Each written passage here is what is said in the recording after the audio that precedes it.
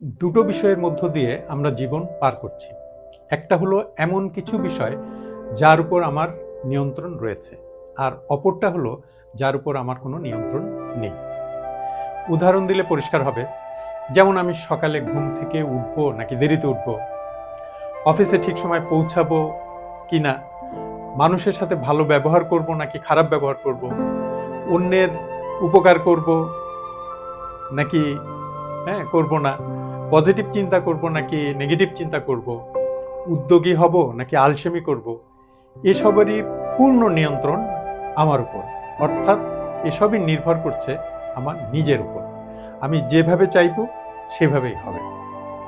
আবার উল্টো দিকে অন্যেরা আমার উপর কিভাবে রিয়্যাক্ট করবে, রাস্তায় জ্যাম থাকবে কি থাকবে না, অফিসের বস সহকর্মীরা আমাকে কিভাবে মূল্যায়ন করবে, কোনো অ্যাক্সিডেন্ট বা বিপদ হবে কিনা, এসবের উপর আমার কিন্তু কোনো হাত নেই, আমার কোনো নিয়ন্ত্রণ নেই। এখন বলুন, আপনি কোনটার উপর ফোকাস করবেন? অনেকেই ফোকাস করেন যা কিছুর উপর আমার নিয়ন্ত্রণ আছে তার উপর। অর্থাৎ জ্যামের কারণে অফিসে যেতে দেরি হচ্ছে, আপনি যদি জ্যামের উপর ফোকাস করেন তাহলে আপনি নির্ভরশীল হয়ে পড়বেন জ্যামের উপর। যেদিন জ্যাম থাকবে না সেদিন সময় মতো পৌঁছাবেন, আর যেদিন জ্যাম থাকবে সেদিন আপনি দেরিতে পৌঁছাবেন। অর্থাৎ সময় মতো পৌঁছানোর ক্ষেত্রে আপনি নির্ভরশীল হয়ে পড়লেন জ্যামের উপর।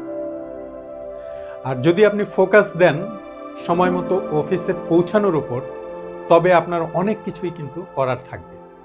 আপনি হয়তো আরো আধা ঘন্টা বা 1 ঘন্টা আগে বের হবেন, অথবা বিকল্প কোনো রাস্তা আপনি বা যানবাহন খুঁজে বের করবেন, অথবা অফিসের পাশে বাসা নেবেন। এরকম নানান কিছু করার উদ্যোগ আপনি নিতে পারেন, কেননা এগুলো করা না করা নির্ভর করছে আপনার উপর। প্রথমটা আপনাকে অলস এবং নেতিবাচক করে তুলবে, আর দ্বিতীয়টা আপনাকে উদ্যোগী এবং ইতিবাচক করে তুলবে। অন্যদিকে যার উপর আমার নিয়ন্ত্রণ আছে তার উপর ফোকাস করলে আপনার উদ্যোগ বাড়বে, ইতিবাচক হবেন, আত্মবিশ্বাস বেড়ে যাবে, আপনি সফলতার দিকে এগিয়ে যাবেন। কাজে আজই সিদ্ধান্ত নিয়ে ফেলুন আপনি কোনটাকে বড় করে দেখবেন।